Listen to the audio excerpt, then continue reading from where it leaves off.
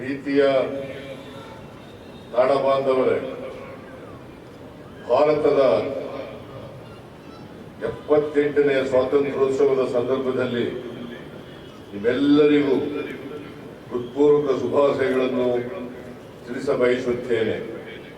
2 ಶತಮಾನಗಳ ಬ್ರಿಟಿಷರ ಕ್ರೂರ ದಾಸ್ಯದಿಂದ ಬಿಡುಗಡೆ ಹೊಂದಿ ನಮ್ಮ ದೇಶ ಸ್ವಾತಂತ್ರ್ಯದ ಬೆಳಕನ್ನು ಕಂಡ ಸುದಿನವಿದು. ಇಡೀ ಜಗತ್ತಿಗೆ ಒಪ್ಪಿಕೊಂಡಂತೆ ಭಾರತದಲ್ಲಿ ನಡೆದ ಸ್ವಾತಂತ್ರ್ಯ ಹೋರಾಟಕ್ಕಿಂತ ಹೆಚ್ಚು ಪ್ರಾಮಾಣಿಕವಾದ ಮತ್ತು ಅಹಿಂಸಾತ್ಮಕವಾದ ಇನ್ನೊಂದು ಸ್ವಾತಂತ್ರ್ಯ ಹೋರಾಟ ಚರಿತ್ರೆಯಲ್ಲಿ ನಡೆದಿಲ್ಲ. ಇಂತಹ ಭೂತಪೂರ್ವ ಹೋರಾಟಕ್ಕಾಗಿ ನಮ್ಮ ಬದುಕನ್ನೇ ಮುಡಿಪಾಗಿಟ್ಟ ಹಾಗೂ ಅಮೂಲ್ಯವಾದ ಪ್ರಾಣವನ್ನೇ ಬಲಿದಾನ ಮಾಡಿದ ಎಲ್ಲ ಮಹಾನ್ ಚೇತನಗಳಿಗೆ ಈ ಸಂದರ್ಭದಲ್ಲಿ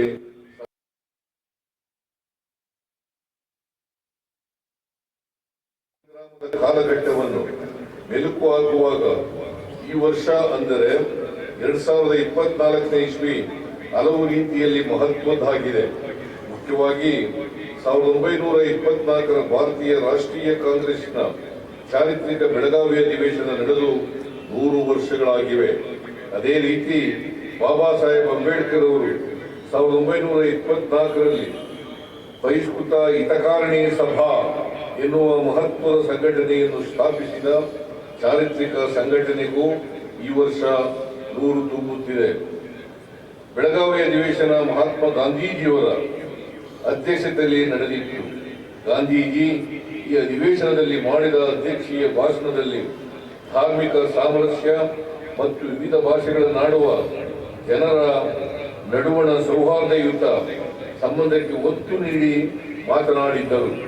ಸಮಾಜದ ದಮನಿತ ವರ್ಗಗಳ ಅಭ್ಯುದಯಕ್ಕೆ ಕೈಗೊಳ್ಳಬೇಕಿರುವ ಕ್ರಮಗಳ ಬಗ್ಗೆಯೂ ಪ್ರಸ್ತಾಪಿಸಿದರು. ದ್ವೇಷ ಅಸಹನೆಗಳಲ್ಲಿ ಜಗತ್ತು ಉರಿಯುತ್ತಿರುವ ವಿಷಕಾರಿಯಾದ ಈ ಸಂದರ್ಭದಲ್ಲಿ ಗಾಂಧೀಜಿಯವರ ಮಾತುಗಳು ಹಿಂದೆಂದಿಗಿಂತಲೂ ಹೆಚ್ಚು ಮಹತ್ವವೆನಿಸಿದೆ. Baba Saheb doctor B R. ಅಂಬೇಡ್ಕರ್ ಅವರು ಸ್ಥಾಪಿಸಿದ ಬಹಿಷ್ಕೃತ ಹಿತಕಾರಣಿ ಸಭಾ ದಮನಿತ ವರ್ಗಗಳ ಪರವಾದ ಅವರ ಹೋರಾಟದ ಒಂದು ಪ್ರಮುಖ ಘಟನೆ. ಈ ಸಂಸ್ಥೆಯ ಮೂಲಕ ಬಾಬಾ ಸಾಹೇಬ್ ಅಂಬೇಡ್ಕರ್ ಅವರು ಶೋಷಿತ ವರ್ಗಗಳಲ್ಲಿ ಶಿಕ್ಷಣ ಮತ್ತು ಸಾಮಾಜಿಕ ಅರಿವು ಮೂಡಿಸಲು ಶ್ರಮಿಸಿದರು. ಶಿಕ್ಷಣ, ಸಂಘಟನೆ ಮತ್ತು ಹೋರಾಟ ಎಂಬ ತತ್ವದ ಸಾಕ್ಷಾತ್ಕಾರಕ್ಕಾಗಿ ಅಂಬೇಡ್ಕರ್ ಅವರು ಬಹಿಷ್ಕೃತ ಹಿತಕಾರಣಿ ಸಭಾದ ಮೂಲಕ ಶ್ರಮಿಸಿದರು. ಬೆಳಗಾವಿ ಅಧಿವೇಶನ ಮತ್ತು ಬಹಿಷ್ಕೃತ ಹಿತಕಾರಣಿ ಸಭಾದ ಸ್ಥಾಪನೆಯ ಶತಮಾನೋತ್ಸವಗಳನ್ನು ಸ್ಮರಣೀಯವಾಗಿ ಮತ್ತು ಅರ್ಥಪೂರ್ಣವಾಗಿ ಆಚರಿಸಲು ಈ ವರ್ಷ ಸರ್ಕಾರದ ವತಿಯಿಂದ ಎಲ್ಲ ರೀತಿಯ ಕ್ರಮಗಳನ್ನು ಕೈಗೊಳ್ಳಲಾಗುವುದು. ರಾಜ್ಯದಲ್ಲಿ ಹಿಂದುಳಿದ ಜಿಲ್ಲೆಗಳೆಂದು ಕರೆಸಿಕೊಳ್ಳುವ ಕಲ್ಯಾಣ ಕರ್ನಾಟಕದ ಅಭಿವೃದ್ಧಿಗಾಗಿ ಅಂದಿನ ಪ್ರಧಾನಮಂತ್ರಿ ಡಾಕ್ಟರ್ ಮನಮೋಹನ್ ಸಿಂಗ್ ಅವರ ನೇತೃತ್ವದ ಯುಪಿಎ ಸರ್ಕಾರವು ಸಂವಿಧಾನಕ್ಕೆ ತಿದ್ದುಪಡಿ ತಂದು ಆರ್ಟಿಕಲ್ 371(j) ಸೇರ್ಪಡೆ ಮಾಡುವ ಮೂಲಕ ಆ ಭಾಗಕ್ಕೆ ಭರವಸೆ ತುಂಬಿದರು.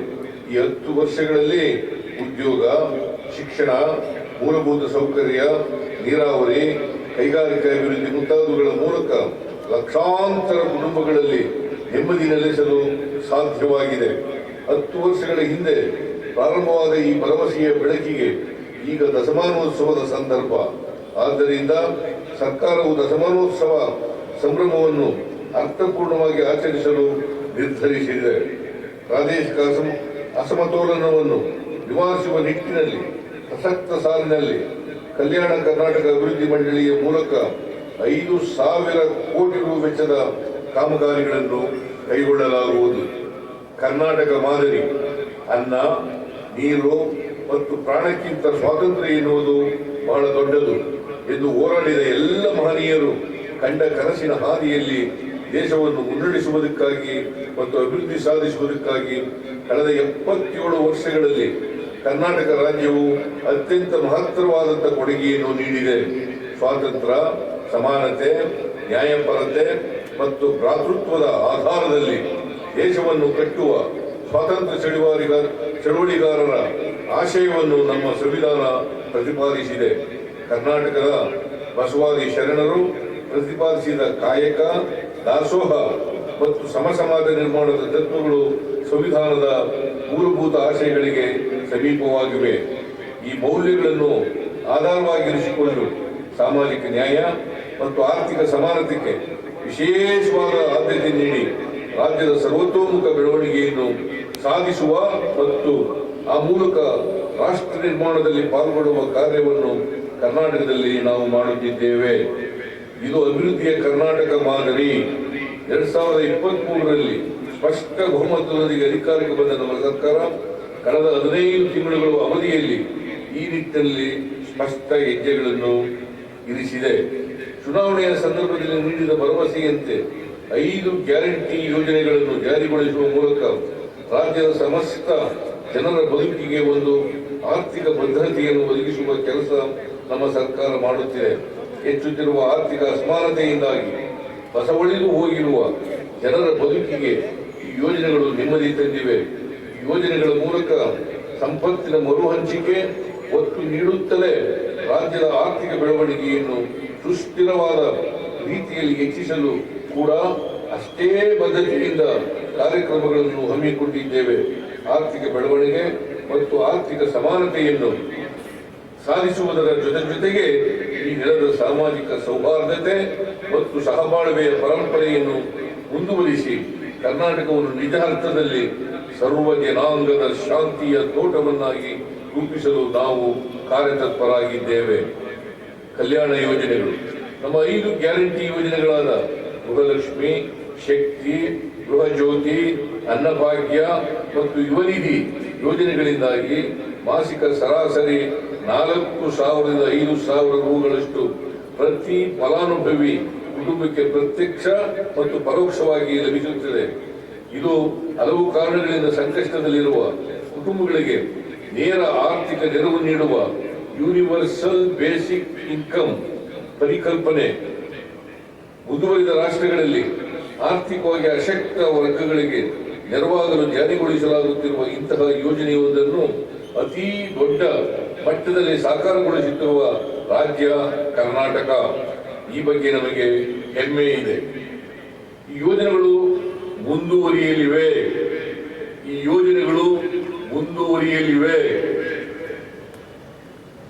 ಮಾತ್ರವಲ್ಲ, ಈ ಯೋಜನೆಗಳಿಂದ ರಾಜ್ಯ ದಿವಾಳಿಯಾಗುತ್ತಿದೆ ಎಂದು ಭವಿಷ್ಯ ನುಡಿದವರಿಗೆ ರಾಜ್ಯದಲ್ಲಿ ಆರ್ಥಿಕ ಬೆಳವಣಿಗೆಯನ್ನು ಸಾಧಿಸಿ ತೋರಿಸುವ ಮೂಲಕ ನಾವು ಉತ್ತರಿಸಲಿದ್ದೇವೆ.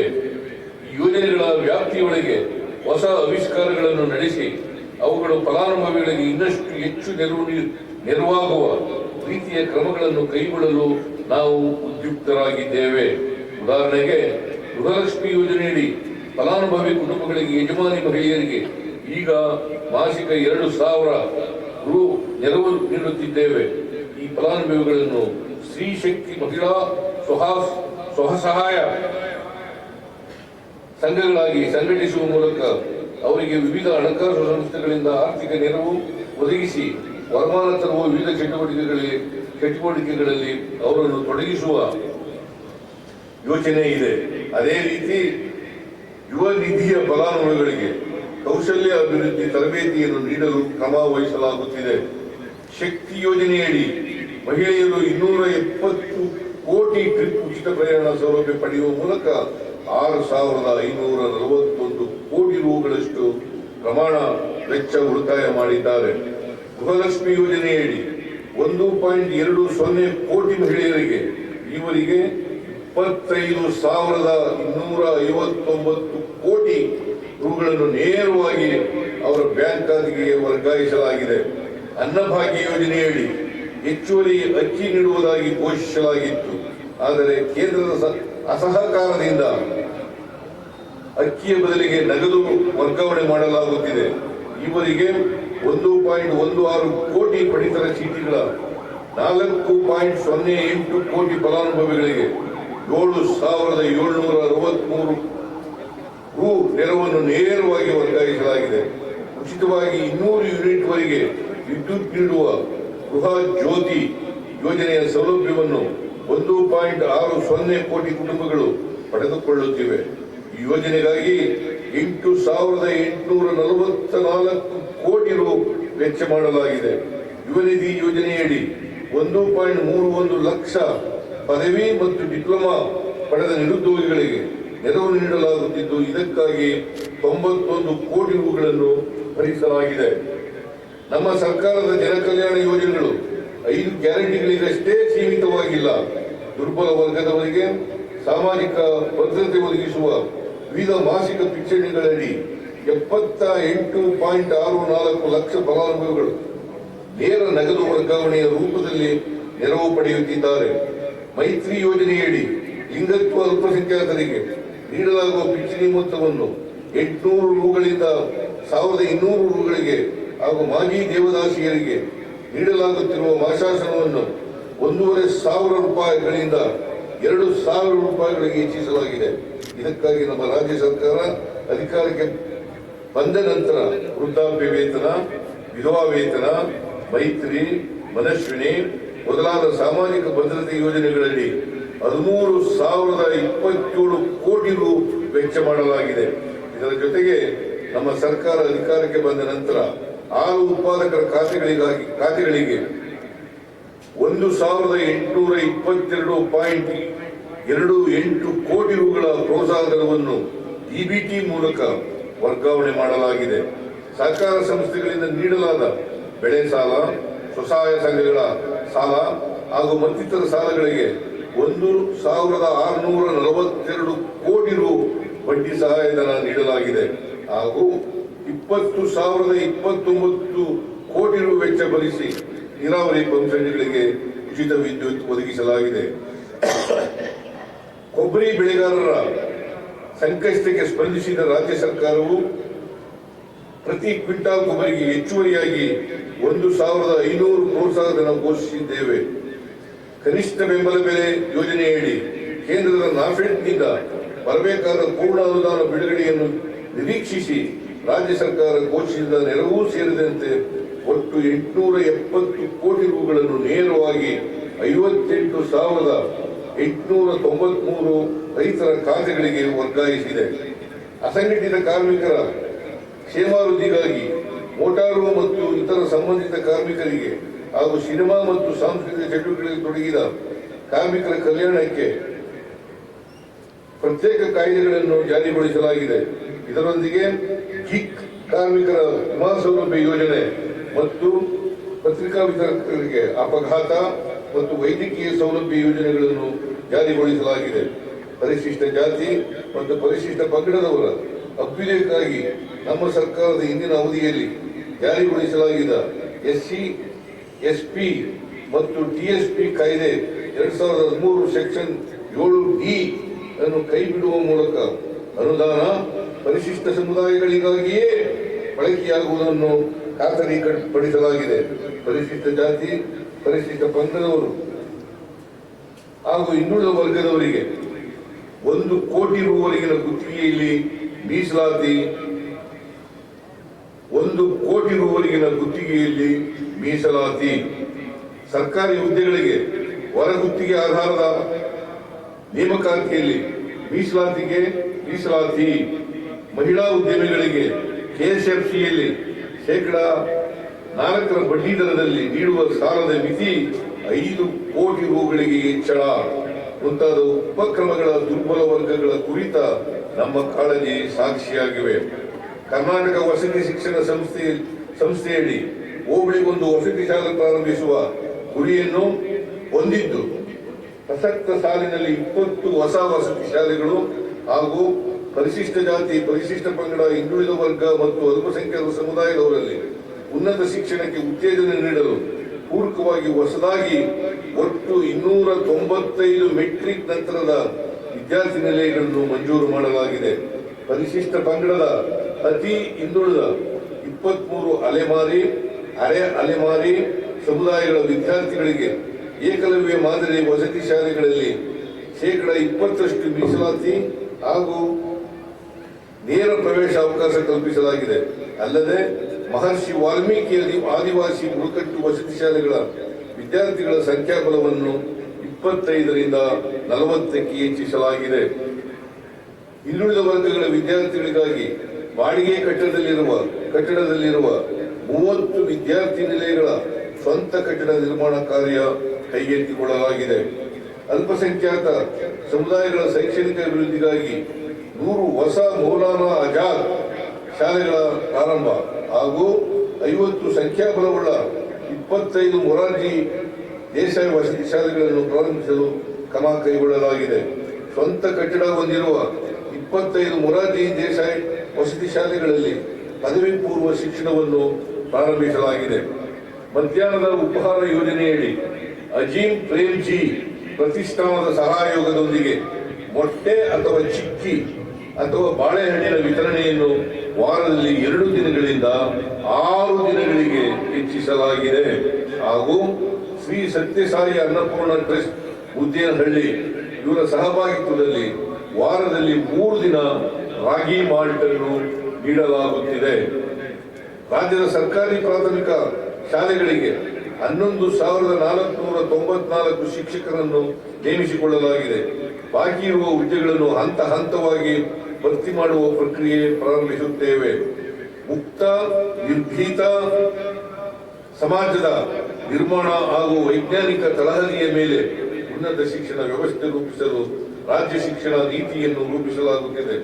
ಇದಕ್ಕಾಗಿ ಸರ್ಕಾರವು ರಚಿಸಿದ್ದ ರಾಜ್ಯದ ಶಿಕ್ಷಣ ನೀತಿ ಆಯೋಗದ ಮಧ್ಯಂತರ ವರದಿಯ ಆಧಾರದಲ್ಲಿ ಪದವಿ ಶಿಕ್ಷಣದ ಅವಧಿ ಹಾಗೂ ಪಠ್ಯಕ್ರಮವನ್ನು ಪರಿಷ್ಕರಿಸಲಾಗಿದೆ. ನಮ್ಮ ಸರ್ಕಾರ ಅಧಿಕಾರಕ್ಕೆ ಬಂದ ನಂತರದ 2 ಮುಂಗಾರು ಹಂಗಾಮುಗಳಲ್ಲಿ ರಾಜ್ಯ ಸಂಪೂರ್ಣ ವಿಭಿನ್ನ ಪರಿಸ್ಥಿತಿಯನ್ನು ಎದುರಿಸುತ್ತಿದೆ. ಕಳೆದ ವರ್ಷ ತೀವ್ರ ಬರಗಾಲಕ್ಕೆ ತುತ್ತಾದರೆ ಈ ಬಾರಿ ಅತಿವೃಷ್ಟಿಗೆ ಒಳಗಾಗಿದೆ. ಕೇಂದ್ರ ಸರ್ಕಾರವು ಬರ ಪರಿಹಾರದ ಮೊತ್ತವನ್ನು ತಡವಾಗಿ ನೀಡಿದರೂ ರಾಜ್ಯದಲ್ಲಿ ಬರದಿಂದಾಗಿ ಜನರಿಗೆ ಹೆಚ್ಚಿನ ಅನಾನುಕೂಲಗಳು ಆಗದಂತೆ ಮುನ್ನೆಚ್ಚರಿಕೆ ವಹಿಸಲಾಯಿತು. ಎನ್ಡಿಆರ್ಎಫ್ ಅಡಿ ಪರಿಹಾರದ ಬಿಡುಗಡೆಯಾಗುವ ಮೊದಲೇ ರಾಜ್ಯ ಸರ್ಕಾರ ಬರಗಾಲದಿಂದ ಬಾಧಿತರಾದ ಪ್ರತಿ ರೈತರಿಗೆ 2,000 ರೂಪಾಯಿವರೆಗೆ ಒಟ್ಟು 636.45 ಕೋಟಿ ರೂಗಳ ಮಧ್ಯಂತರ ಪರಿಹಾರವನ್ನು ವಿತರಿಸಿದ್ದು, ಒಟ್ಟಾರೆಯಾಗಿ ಬೆಳೆ ನಷ್ಟ ಅನುಭವಿಸಿದ 38,58,737 ರೈತರಿಗೆ 3,454.66 ಕೋಟಿ ರು ಬೆಳೆಹಾನಿ ಪರಿಹಾರವನ್ನು ಎನ್ಡಿಆರ್ಎಫ್ ಅಡಿ ವಿತರಿಸಲಾಗಿದೆ. ಇದರೊಂದಿಗೆ 17.88 ಲಕ್ಷ ಸಣ್ಣ ಮತ್ತು ಅತಿ ಸಣ್ಣ ಕುಟುಂಬಗಳಿಗೆ ಜೀವನ ನಿರ್ವಹಣೆಗಾಗಿ ಒಟ್ಟು 512.83 ಕೋಟಿ ರೂಗಳಷ್ಟು ಜೀವನೋಪಾಯ ಪರಿಹಾರ ವಿತರಿಸಲಾಗಿದೆ. ಪ್ರವಾಹ ಪೀಡಿತ ಜಿಲ್ಲೆಗಳಿಗೆ ನಾನು ಸ್ವತಃ ಭೇಟಿ ನೀಡಿದ್ದೇನೆ. ನಮ್ಮ ಸಚಿವರುಗಳು ಜಿಲ್ಲೆಗಳಲ್ಲಿದ್ದು ಪರಿಸ್ಥಿತಿಯನ್ನು ನಿಭಾಯಿಸಿದ್ದಾರೆ. ಜೀವಹಾನಿ, ಜಾನುವಾರುಗಳ ಸಾವು ಹಾಗೂ ಮನೆ ಹಾನಿಗಳಿಗೆ ತ್ವರಿತವಾಗಿ ಪರಿಹಾರ ಒದಗಿಸುವಂತೆ ಸೂಚಿಸಲಾಗಿದೆ. ಮನೆ ಕಳೆದುಕೊಂಡವರಿಗೆ 1.2 ಲಕ್ಷ ರು ಪರಿಹಾರದೊಂದಿಗೆ ಮನೆ ಹಂಚಿಕೆ ಮಾಡಲು ಕ್ರಮ ವಹಿಸಿದ್ದೇವೆ.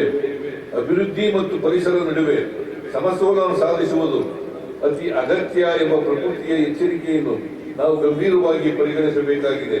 ಈ ನಿಟ್ಟಿನಲ್ಲಿ ಭೂ ವೈಜ್ಞಾನಿಕ ಸರ್ವೇಕ್ಷಣಾ ಸಂಸ್ಥೆಯು ರಾಜ್ಯದ ಪಶ್ಚಿಮ ಘಟ್ಟಗಳ ವ್ಯಾಪ್ತಿಗೆ ಒಳಪಡುವ ಚಿಕ್ಕಮಗಳೂರು, ದಕ್ಷಿಣ ಕನ್ನಡ, ಉಡುಪಿ, ಉತ್ತರ ಕನ್ನಡ, ಕೊಡಗು, ಶಿವಮೊಗ್ಗ ಮತ್ತು ಹಾಸನ ಜಿಲ್ಲೆಗಳಲ್ಲಿನ 250 ಗ್ರಾಮ ಪಂಚಾಯತ್ಗಳ ವ್ಯಾಪ್ತಿಯಲ್ಲಿ ಭೂ ಕುಸಿತ ಸಂಭವಿಸಬಹುದಾದ 1,351 ಗ್ರಾಮಗಳನ್ನು ಗುರುತಿಸಿದೆ. ಈ ಪ್ರದೇಶಗಳಲ್ಲಿ ಭೂ ಕುಸಿತ ತಡೆಗಟ್ಟಲು ಭೂ ವೈಜ್ಞಾನಿಕ ಸರ್ವೇಕ್ಷಣಾ ಸಂಸ್ಥೆ ಮತ್ತು national institute of rock mechanics ಸಹಯೋಗದಲ್ಲಿ 100 ಕೋಟಿ ರು ವೆಚ್ಚದಲ್ಲಿ ಉಪಶಮನ ಕ್ರಮಗಳನ್ನು ಕೈಗೊಳ್ಳಲಾಗುತ್ತಿದೆ. ಮಾನವ ವನ್ಯ ಪ್ರಾಣಿ ಸಂಘರ್ಷ ನಾವು ಎದುರಿಸುವ ಪ್ರಮುಖ ಸವಾಲಾಗಿದೆ.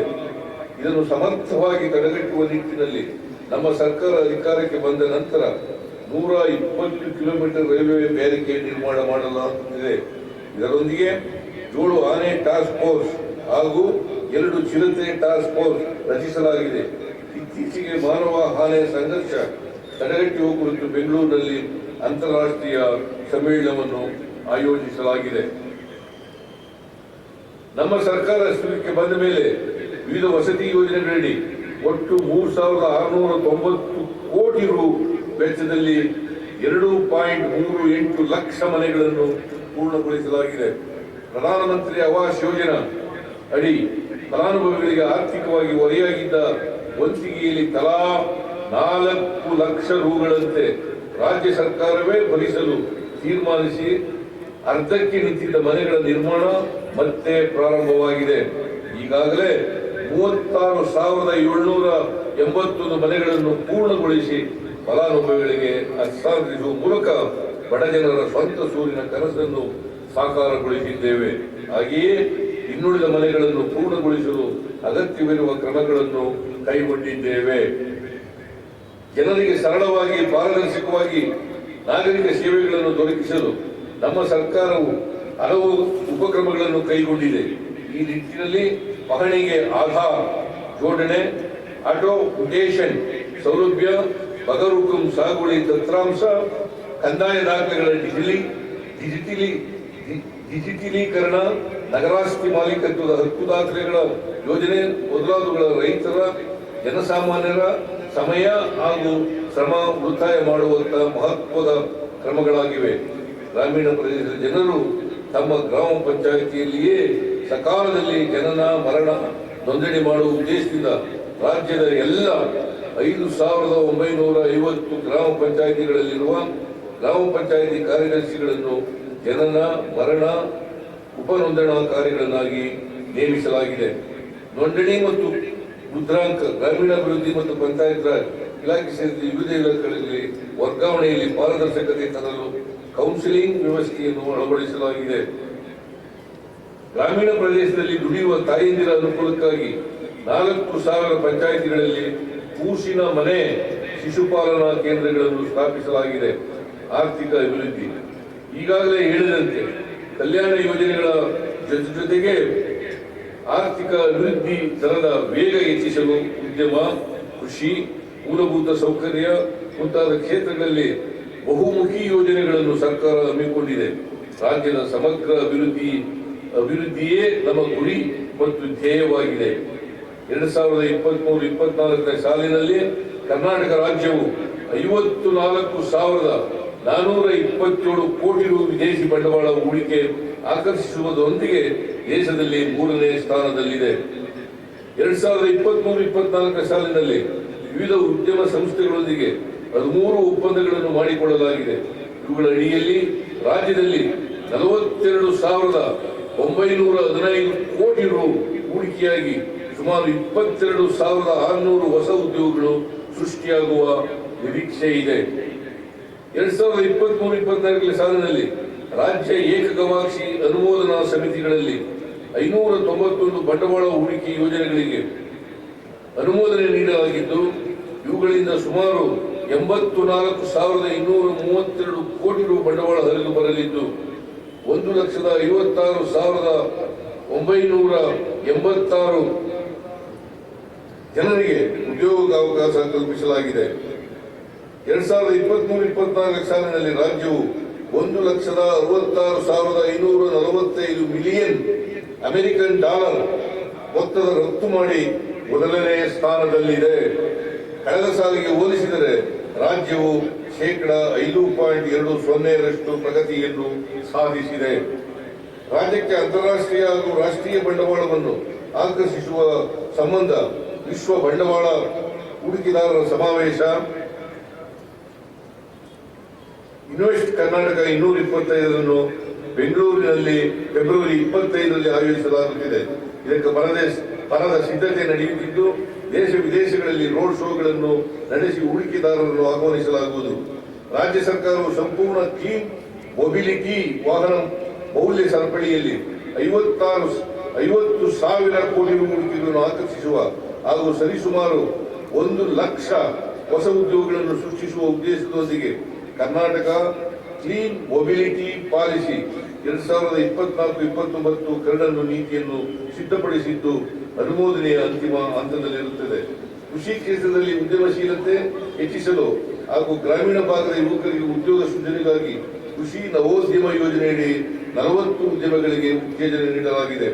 ಐಟಿ-ಬಿಟಿ ವಲಯದಲ್ಲಿ ಉದ್ಯಮಗಳ ಅಗತ್ಯಕ್ಕೆ ತಕ್ಕಂತೆ ಕೌಶಲ್ಯ ತರಬೇತಿಯನ್ನು ಒದಗಿಸಲು ಕೌಶಲ್ಯ ಸಲಹಾ ಸಮಿತಿಯನ್ನು ರಚಿಸಲಾಗಿದೆ.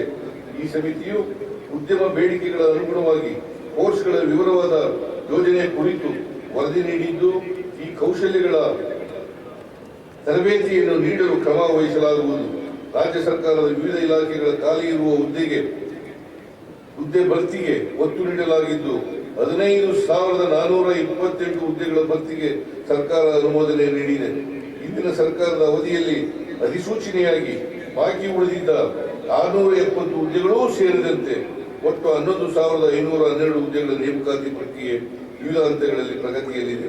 ಉತ್ತಮ ಮೂಲಸೌಕರ್ಯಗಳು, ಸಾರಿಗೆ ಸಂಪರ್ಕ ಸೌಲಭ್ಯಗಳು ಆರ್ಥಿಕತೆಗೆ ಬೆಳವಣಿಗೆಗೆ ವೇಗವರ್ಧಕವಿದ್ದಂತೆ ಈ ನಿಟ್ಟಿನಲ್ಲಿ ಪ್ರಸಕ್ತ ಸಾಲಿನಲ್ಲಿ 1,917 ಕಿಲೋಮೀಟರ್ ರಾಜ್ಯ ಹೆದ್ದಾರಿ, 2,550 ಕಿಲೋಮೀಟರ್ ಜಿಲ್ಲಾ ಮುಖ್ಯ ರಸ್ತೆಗಳು ಮತ್ತು 150 ಸೇತುವೆಗಳನ್ನು ನಿರ್ಮಾಣ ಮಾಡಲಾಗುವುದು. SSDP ಹಂತ 5 ಅಡಿಯಲ್ಲಿ ಒಟ್ಟು 9,000 ಕೋಟಿ ರು ಮೊತ್ತದಲ್ಲಿ 2,500 ಕಿಲೋಮೀಟರ್ ಹೆದ್ದಾರಿಗಳ ಅಭಿವೃದ್ಧಿಯನ್ನು 2 ಘಟ್ಟಗಳಲ್ಲಿ ಕೈಗೊಳ್ಳಲು ಅನುಮೋದನೆ ನೀಡಲಾಗಿದೆ. ಘಟ್ಟ 1ರ 4,000 ಕೋಟಿ ರು ಮೊತ್ತದಲ್ಲಿ 1,467 ಕಿಲೋಮೀಟರ್ ಹೆದ್ದಾರಿ ಅಭಿವೃದ್ಧಿ ಕಾಮಗಾರಿಗೆ ಟೆಂಡರ್ ಪ್ರಕ್ರಿಯೆ ಪ್ರಗತಿಯಲ್ಲಿದೆ. ಗ್ರಾಮೀಣ ರಸ್ತೆಗಳ ಅಭಿವೃದ್ಧಿಗಾಗಿ PMGSY ನಮ್ಮ ಗ್ರಾಮ ನಮ್ಮ ರಸ್ತೆ ಮತ್ತು ವಿಶೇಷ ಅಭಿವೃದ್ಧಿ ಯೋಜನೆಗಳಲ್ಲಿ ಒಟ್ಟು 803.32 ಕಿಲೋಮೀಟರ್ ಉದ್ದದ ರಸ್ತೆಯನ್ನು 463.11 ಕೋಟಿ ರೂಗಳ ವೆಚ್ಚದಲ್ಲಿ ಅಭಿವೃದ್ಧಿಪಡಿಸಲಾಗಿದ್ದು, ಪ್ರಗತಿ ಪಥ ಹಾಗೂ ಕಲ್ಯಾಣ ಪಥ ಯೋಜನೆಯಡಿ ಒಟ್ಟು 8,260 ಕಿಲೋಮೀಟರ್ ಉದ್ದದ ರಸ್ತೆಯನ್ನು 6,190 ಕೋಟಿ ರೂಗಳ ವೆಚ್ಚದಲ್ಲಿ ಅಭಿವೃದ್ಧಿಪಡಿಸಲು ಕ್ರಮ ಕೈಗೊಳ್ಳಲಾಗಿದೆ. ಬೆಂಗಳೂರು ನಗರವನ್ನು ವಿಶ್ವದರ್ಜೆಯ ನಗರವನ್ನಾಗಿ ಅಭಿವೃದ್ಧಿಪಡಿಸಲು ಬ್ರ್ಯಾಂಡ್ ಬೆಂಗಳೂರು ಪರಿಕಲ್ಪನೆಯನ್ನು ಜಾರಿಗೊಳಿಸಲಾಗಿದೆ. ನಗರದಲ್ಲಿ ವಿನೂತನ ಆರ್ಥಿಕ ಸಂಪನ್ಮೂಲ ಕ್ರೋಢೀಕರಣ ಮಾದರಿಯಡಿಯಲ್ಲಿ ಇಂಟಿಗ್ರೇಟೆಡ್ ಫೈನಾನ್ಷಿಯಲ್ ಮಾಡೆಲ್ ಕನಿಷ್ಠ 48,681 ಕೋಟಿ ವೆಚ್ಚದಲ್ಲಿ ದೀರ್ಘಾವಧಿಯ ಮೂಲಭೂತ ಸೌಕರ್ಯ ಯೋಜನೆಗಳನ್ನು ಕೈಗೆತ್ತಿಕೊಳ್ಳಲು ಯೋಜಿಸಲಾಗಿದೆ. ಬೆಂಗಳೂರಿನ ಸಂಚಾರ ದಟ್ಟಣೆ ನಿವಾರಣೆಯ ಉದ್ದೇಶದಿಂದ ಪೆರಿಫೆರಲ್ ರಿಂಗ್ ರೋಡ್ ಯೋಜನೆಯನ್ನು ಅನುಷ್ಠಾನಗೊಳಿಸಲು ನಮ್ಮ ಸರ್ಕಾರ ದೊಡ್ಡ ಸಂಕಲ್ಪ ಮಾಡಿದೆ. ರಾಜ್ಯದ ನೀರಾವರಿ ಯೋಜನೆಗಳನ್ನು ತ್ವರಿತಗತಿಯಲ್ಲಿ ಅನುಷ್ಠಾನಗೊಳಿಸುವ ಉದ್ದೇಶದಿಂದ ಈ ಬಾರಿ ಹೆಚ್ಚಿನ ಅನುದಾನ ಒದಗಿಸಲಾಗಿದೆ. ಪ್ರಸಕ್ತ ಸಾಲಿನಲ್ಲಿ ಈವರೆಗೆ ಎತ್ತಿನಹೊಳೆ ಯೋಜನೆಯಡಿ 855.02 ಕೋಟಿ ರು ವೆಚ್ಚ ಭರಿಸಲಾಗಿದೆ. ಮೇಕೆದಾಟು ಸಮತೋಲನ ಜಲಾಶಯ ಹಾಗೂ ಕುಡಿಯುವ ನೀರಿನ ಯೋಜನೆಯ ಕಾಮಗಾರಿ ಮತ್ತು ಭೂಸ್ವಾಧೀನ ಪ್ರಕ್ರಿಯೆಗಳನ್ನು ಚುರುಕುಗೊಳಿಸಲು ಕಾವೇರಿ ನೀರಾವರಿ ನಿಗಮ ವ್ಯಾಪ್ತಿಯ ವಿಭಾಗ ಕಚೇರಿ ಮತ್ತು ಉಪವಿಭಾಗ ಕಚೇರಿ ಸ್ಥಳಾಂತರ ಮಾಡಲಾಗಿದೆ. ಕೇಂದ್ರ ರಾಜ್ಯ ಸಂಬಂಧದ ಸವಾಲುಗಳು. ದೇಶದ ಒಕ್ಕೂಟ ವ್ಯವಸ್ಥೆಯಲ್ಲಿ ಕೇಂದ್ರ ಮತ್ತು ರಾಜ್ಯಗಳ ಸಂಬಂಧವನ್ನು ಸಂವಿಧಾನ ಸ್ಪಷ್ಟಪಡಿಸಿದೆ. ಜನಕಲ್ಯಾಣ ಕಾರ್ಯಗಳನ್ನು ಅನುಷ್ಠಾನಗೊಳಿಸುವುದು ರಾಜ್ಯಗಳ ಜವಾಬ್ದಾರಿಯಾಗಿದ್ದು, ಅವುಗಳಿಗೆ ಪೂರಕವಾಗಿ ಸಂಪನ್ಮೂಲ ಒದಗಿಸುವುದು ಕೇಂದ್ರದ ಹೊಣೆಗಾರಿಕೆ. ಇತ್ತೀಚಿನ ವರ್ಷಗಳಲ್ಲಿ ಕೇಂದ್ರ ಸರ್ಕಾರ ಈ ಆಶಯದಿಂದ ದೂರ ಸರಿಯುತ್ತಿರುವ ಹಿನ್ನೆಲೆಯಲ್ಲಿ ರಾಜ್ಯಗಳಿಗೆ ಅನುದಾನ ಹಂಚಿಕೆಯಲ್ಲಿ ತಾರತಮ್ಯವಾಗುತ್ತಿದೆ. ಸಂವಿಧಾನದ ಆಶಯಗಳನ್ನು ನಿರ್ಲಕ್ಷಿಸಿ ರಾಜ್ಯಗಳಿಗೆ ದೊರೆಯಬೇಕಾದ ಹಣಕಾಸಿನ ಪಾಲನ್ನು ನೀಡಲು ಮೀನಾಮೇಷ ಎಣಿಸಲಾಗುತ್ತಿದೆ. ಕೇಂದ್ರದಿಂದ ನ್ಯಾಯಯುತವಾಗಿ ಬರಬೇಕಾದ ಪರಿಹಾರದ ಮೊತ್ತ ಪಡೆಯಲು ನ್ಯಾಯಾಲಯದ ಮೊರೆ ಹೋಗುವ ಅನಿವಾರ್ಯತೆ ಎದುರಾಗಿರುವುದು ಜನಹಿತಕ್ಕೆ ಒಳ್ಳೆಯದಲ್ಲ. ಮುಂದಿನ ದಿನಗಳಲ್ಲಾದರೂ ಕೇಂದ್ರ ಸರ್ಕಾರವು ರಾಜ್ಯಗಳು ಅಭಿವೃದ್ಧಿಯಾದರೆ ಮಾತ್ರ ದೇಶದ ಅಭಿವೃದ್ಧಿ ಸಾಧ್ಯ ಎಂಬುದನ್ನು ಮನಗಂಡು ರಾಜ್ಯಗಳ ಅಭಿವೃದ್ಧಿಗೆ ಅನುದಾನಗಳನ್ನು ಬಿಡುಗಡೆ ಮಾಡಬೇಕೆಂದು ಈ ಸಂದರ್ಭದಲ್ಲಿ ಸಮಸ್ತ ನಾಡಬಂಧುಗಳ ಪರವಾಗಿ ಒತ್ತಾಯಿಸುತ್ತೇನೆ. ಅಂತೆಯೇ ಜನತೆಯ ತೀರ್ಪನ್ನು ಧಿಕ್ಕರಿಸಿ ನಡೆಸುವ ಹಿಂಬಾಗಿಲ ರಾಜಕಾರಣವನ್ನು ಇತಿಹಾಸದಲ್ಲಿ ಜನತೆ ಎಂದಿಗೂ ಕ್ಷಮಿಸಲ್ಲ. ಪ್ರಜಾಪ್ರಭುತ್ವ ವ್ಯವಸ್ಥೆಯಡಿ ನಾಡಿನ ಮಹಾಜನತೆ ನೀಡಿದ ತೀರ್ಪನ್ನು ಗೌರವಿಸಿ ಸಂವಿಧಾನದ ಆಶಯಗಳ ಪ್ರಕಾರ ವಿರೋಧ ಪಕ್ಷಗಳು ಜವಾಬ್ದಾರಿಯುತವಾಗಿ ನಡೆಯಬೇಕೆಂಬುದನ್ನು ಎಲ್ಲರೂ ನಿರೀಕ್ಷಿಸುತ್ತಾರೆ. ಕಳೆದ ಲೋಕಸಭಾ ಚುನಾವಣೆಯಲ್ಲಿ ತಮ್ಮ ರಾಜಕೀಯ ಪ್ರಬುದ್ಧತೆ ಮೆರೆದಿರುವ ಮತದಾರರು ಪ್ರಜಾಪ್ರಭುತ್ವ ಯಾರ ಕೈಗೊಂಬೆಯಾಗಲು ಸಾಧ್ಯವಿಲ್ಲ ಎಂಬ ಸಂದೇಶ ನೀಡಿದ್ದಾರೆ. ದೇಶದ ಚಲನಶೀಲ ಸ್ಪಂದನಾಶೀಲ ಪ್ರಜಾಪ್ರಭುತ್ವಕ್ಕೆ ನಮ್ಮ ಸಂವಿಧಾನವೇ ಶ್ರೀರಕ್ಷೆಯಾಗಿದೆ. ದೇಶದಲ್ಲಿ ನಮ್ಮ ಪ್ರಜಾಪ್ರಭುತ್ವವು ಕ್ರಿಯಾಶೀಲವಾಗಲು ಜನಜೀವನದ ಸಹಜ ಮತ್ತು ಅವಿಭಾಜ್ಯ ಭಾಗವಾಗಿರಲು ಎದುರಾಗಬಹುದಾದ ಅಡ್ಡಿ ಆತಂಕಗಳ ಕುರಿತು ಬಾಬಾ ಸಾಹೇಬ್ ಅಂಬೇಡ್ಕರ್ ಅವರು ಅಂದೇ ಮುನ್ನೆಚ್ಚರಿಕೆ ನೀಡಿದ್ದರು. ಮೊದಲನೇದಾಗಿ ಜಾತಿ ಮತದ ಆಧಾರದ ಮೇಲೆ ವಿಭಜನೆಯ ರಾಜಕಾರಣ ಮಾಡುವ ವಿಚ್ಛಿದ್ರಕಾರಿ ಶಕ್ತಿಗಳನ್ನು ಅಧಿಕಾರದಿಂದ ದೂರ ಇಡಬೇಕು. ಎರಡನೇದಾಗಿ ಸಂವಿಧಾನಿಕ ಸಂಸ್ಥೆಗಳು ಮತ್ತು ಆಶಯಗಳನ್ನು ಬುಡಮೇಲು ಮಾಡುವ ಮನಸ್ಥಿತಿಯ ವ್ಯಕ್ತಿಗಳನ್ನು ಅಧಿಕಾರದಿಂದ ಮುಲಾಜಿಲ್ಲದೆ ದೂರ ಇಡಬೇಕು. ಅಂತಿಮವಾಗಿ ಸಾಮಾಜಿಕ ಪ್ರಜಾಪ್ರಭುತ್ವ ಇಲ್ಲದ ರಾಜಕೀಯ ಪ್ರಜಾಪ್ರಭುತ್ವ ಉಳಿಯಲು ಸಾಧ್ಯವಿಲ್ಲ ಎಂದು ಅವರು ಎಚ್ಚರಿಸಿದ್ದರು. ನಾಡಿನ ಸಮಸ್ತ ಜನರು ಸ್ವಾತಂತ್ರ್ಯ ಹೋರಾಟಗಾರರ ಮೂಲ ಆಶಯಗಳಿಗೆ ಅನುಗುಣವಾಗಿ ನಡೆದುಕೊಳ್ಳುವುದೇ ನಾವು ಅವರಿಗೆ ಸಲ್ಲಿಸುವ ಗೌರವವಾಗಿರುತ್ತದೆ.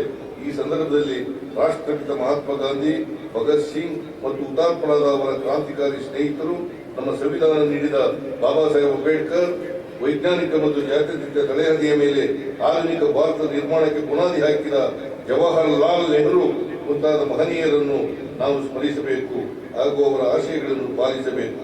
ಇಲ್ಲದಿದ್ದರೆ ನೆರೆಹೊರೆಯ ದೇಶಗಳಲ್ಲಿ ತಲೆದೋರಿರುವ ಪ್ರಕ್ಷುಬ್ಧ ಪರಿಸ್ಥಿತಿ ಇಲ್ಲಿಯೂ ಎದುರಾಗಿ ಬಿಡಬಹುದು ಎಂಬ ಎಚ್ಚರಿಕೆ ನಮ್ಮೆಲ್ಲರಲ್ಲಿ ಇರಬೇಕಾಗುತ್ತದೆ. ಎಲ್ಲ ಜಾತಿ ಹಾಗೂ ಮತಗಳ ಜನರು ಒಟ್ಟುಗೂಡಿ ಸ್ವಾತಂತ್ರ್ಯ ಗಳಿಸಿದ್ದೇವೆ. ಎಲ್ಲರೂ ಒಟ್ಟುಗೂಡಿ ಈ ಅಮೂಲ್ಯ ಸ್ವಾತಂತ್ರ್ಯವನ್ನು ಉಳಿಸಿಕೊಳ್ಳಬೇಕಾಗಿದೆ. ಮತದ ಬಿರುಕುಗಳನ್ನು ತೊರೆಯವೆ, ನುಡಿಗಳೊಡಕುಗಳನ್ನು ಮರೆವೆ, ಹೊತ್ತ ತೊಡಕುಗಳನ್ನು ಬಿರಿವೆ, ಸ್ವಾತಂತ್ರ್ಯದ ಸ್ವರ್ಗ ಚೇರೆ ಪುಣ್ಯದೇಣಿ ಮೆಟ್ಟಲು. ರಾಷ್ಟ್ರಕವಿ ಕುವೆಂಪು ಅವರ ಈ ಸಾಲುಗಳಂತೆ ಜಾತಿ, ಧರ್ಮ, ಮತ, ಭಾಷೆಯ ಆಧಾರದ ಭೇದ ಭಾವಗಳನ್ನು ಮರೆತು ದೇಶದ ವೈವಿಧ್ಯತೆಯನ್ನು ಗೌರವಿಸುತ್ತಾ ಅಖಂಡತೆಯನ್ನು ಪಾಲಿಸುತ್ತಾ ಅಭಿವೃದ್ಧಿ ಪಥದಲ್ಲಿ ಮುನ್ನಡೆಯಬೇಕಾಗಿದೆ. ಎಲ್ಲರಿಗೂ ಸಾಮಾಜಿಕ ಹಾಗೂ ಆರ್ಥಿಕ ಸ್ವಾತಂತ್ರ್ಯ ದೊರಕಿಸುವ ಮೂಲಕ ರಾಜಕೀಯ ಸ್ವಾತಂತ್ರ್ಯ ಅಭಾವಿತವಾಗುವಂತೆ ಶ್ರಮಿಸಬೇಕಾಗಿದೆ. ಈ ಗುರಿ ಸಾಧನೆಗಾಗಿ ನಾವೆಲ್ಲರೂ ಒಟ್ಟಾಗಿ ದುಡಿಯೋಣ. ಸ್ವಸ್ಥ, ಸಮೃದ್ಧ, ಸಮಸಮಾಜದ ನಾಡು ಕಟ್ಟೋಣ ಎಂದು ಆಶಿಸಿ ನನ್ನ ಮಾತುಗಳನ್ನು ಮುಗಿಸುತ್ತೇನೆ. ಮತ್ತೊಮ್ಮೆ ನಿಮ್ಮೆಲ್ಲರಿಗೂ 78ನೇ ಸ್ವಾತಂತ್ರ್ಯೋತ್ಸವದ ಶುಭಾಶಯಗಳು. ಜೈ ಹಿಂದ್, ಜೈ Karnataka. Ladies and gentlemen, the Honorable Chief Minister